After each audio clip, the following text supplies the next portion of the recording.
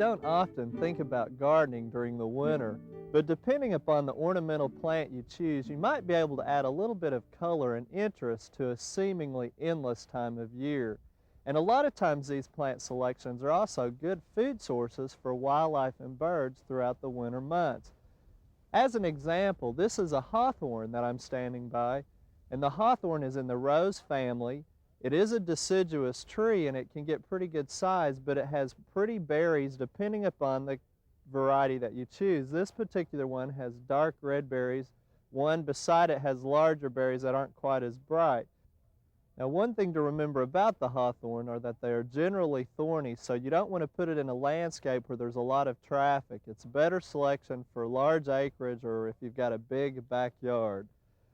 Their berries, again, are the most attractive part, but they do have a little bit of fall color with the foliage, too.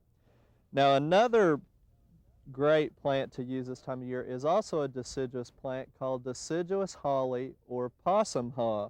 And this particular one is a native to Oklahoma. It's in the holly family.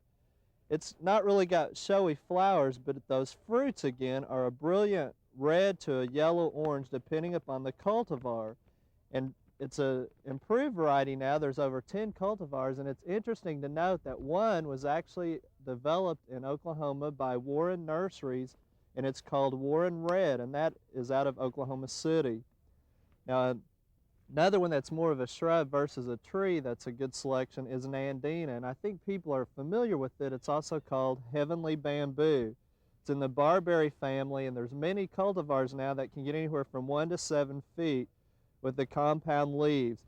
They've got fruit clusters in the taller growing cultivars, and it's a very versatile plant with really no known pest. We've got some of the shorter dwarf varieties like Gulfstream and Moonbay, and also San Gabriel, which has a feathery texture, but they don't really put any fruit on, but they've got good fall color and good fruit selection.